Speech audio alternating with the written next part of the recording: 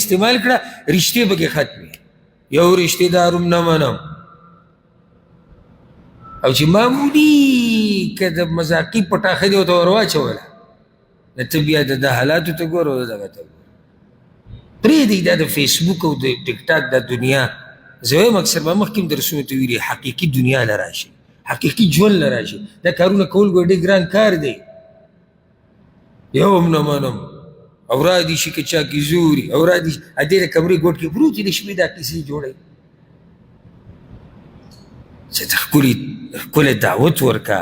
ښکلی پیغام ورکه نو زه ګوره ډېر یېرېدلی په دې معاشره باندې خصوصا د لواطت په مسله کې او د دې بدماشو په مسله کې او ځکه ګوره دا چې بدماش کېږي کته بره کېږي بل چې ګورې چا وجلی سجي کې پروت وي کیسونه راغلي دي که یاره هغه پلانې بدماش مړ شو بیا معاشرې ته ګوره اگر که دا موضوع زمانه لږ اوږده شوه خو ډېره فایده منه بیا معاشرې ته ګوره چې د مرګ نه بعد د هغه د مرګ سره کیسه ختمه شو د هغه په شان دوه درې نور را پیدا شو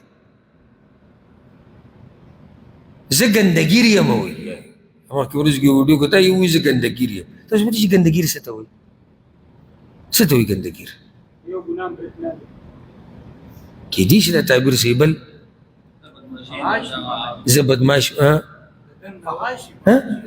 بارک الله فیک زه ګنده ګیر یم زما اخلاق ګنده دي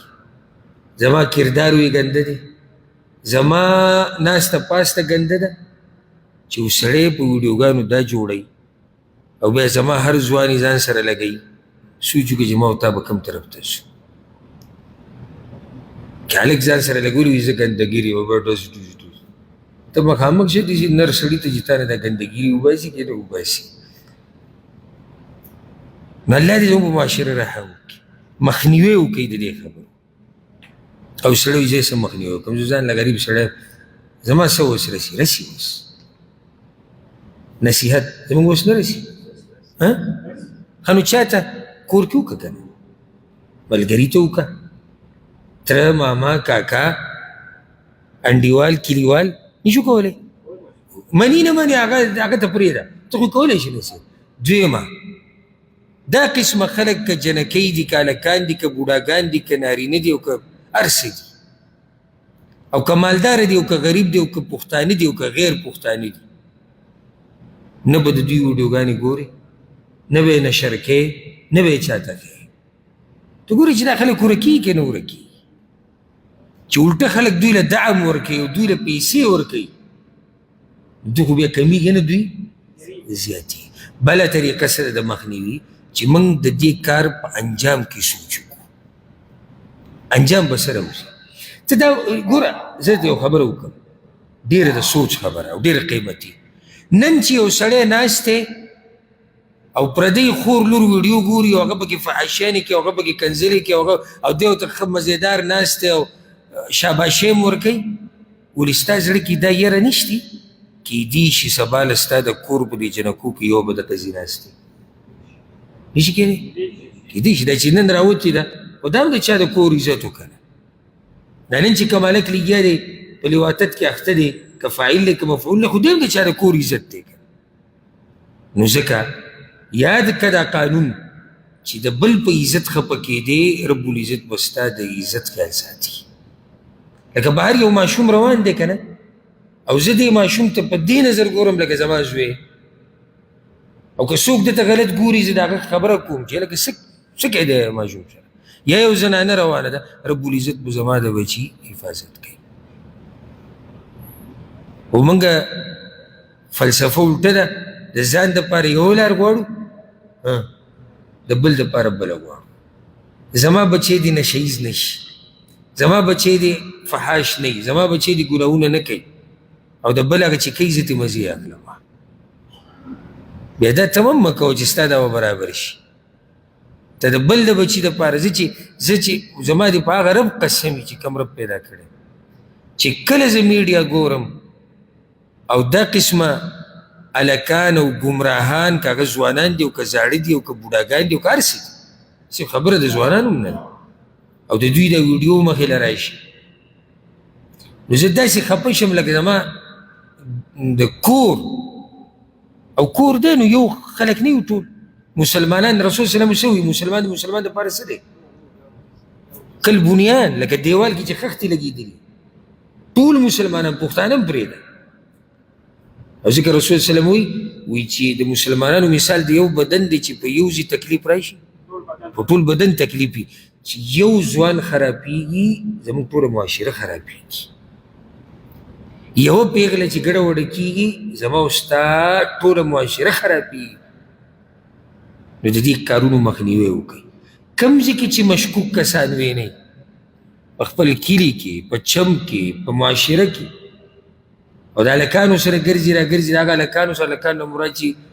ګیره او برې ترې راغلي او الله وله ښایست ورکړی نو هر سړی پوه دی په خبره باندې تپوس دې کوه ته څوک یې هلکه او ده سره څه کې دلته او بیا د دې هلک پلار د ورور د مشر د ټلیفون وکړه راویې وغواړه زه ګوره دا کیسه اینمه خو زه بې مطمئن نه یم داسې به زموږ د معاشرې نه دا قیسه ختمه نه شي لکه چې خلک به یېرېږي چې څوک هم نه پرېږدي خو چې هلک رواني او شاته پسې په سوونو لینډ رواني د یو سیلفۍ دپاره نو دا ختمیږي نه دا سبا له بل را پیدا کېږي دغه شان ځکه چې هغه وایي چې دې معاشره کې خو زموږ ډېر عزت هغه د پښتنو معاشره الله دې وبخي هغه مشران ټول هغه معاشره چې په هغې کې به ډمتوب او دا غلط کارونه په یو ډېر غلط نوم یادېده خلکو به د ځان سره دې سړی نه کېنو دا درته ګوره حقیقت هم زموږ چې کوم مشران وو په مجلس کې به یې داسې سړی په دیره کې په حجره کې ځان سره نه کېنو وی خلک به بیا وایي چې د ده او د ده ملګرتیا د دې هم که ډم دی یا خراب دی یا ګډوډ دی نن هغه خلک زمونږ خصوصي میلمانه دي او چې ورسره میلاو شي جي وایي زه ستاسو ډېر لوی فین یم یعنې زه ستا د فحاشیانو فین یم خو خبره یې په بله طریقې سره وکړه نو الله دې زموږ په حال رحم وکړي او الله دې زموږ د معاشرې نه هر قسمه ګناه او فحاشي هغه ختمه کړي یو بله خبره ورسره یاده کوي او په دې دا درس او موضوع په دغه یو آیت ختم کړو چې دا سندرې مندرې چې سړی ډېر اوري که نه دا ډېرې سندرې اورېده او سندرې اورېده دا انسان په فحاشۍ کې واقع کوي که هغه د زنا او که هغه د لواط ځکه چې نن سبا شاعري هم تاسو ته معلومه ده او سندرې او غزلې او ټپې څه دي فحاشۍ طرف ته دعوت نه دی فحاشۍ طرف ته دعوت دی زما پیغله کته او زما پیغله بل به راشي هغه به ځان نه خیرخوا جوړ کړی زمونږ پیغلې دي شي او زمونږ پیغلې دي شي پیغلو ته دین دا ویلي دي چې تاسو که هر څه کوئ د شریعت په حدودو کې وکړئ بس ته بولې خفه کېږي دی خفه په دې ټکي دی چې د شریعت حدود دا ټکی پکې مه وایه یاره دا حدود مدود ترې لرې کړه نو ځکه چې دی حمله کول غواړي دا هغه مار دی دا هغه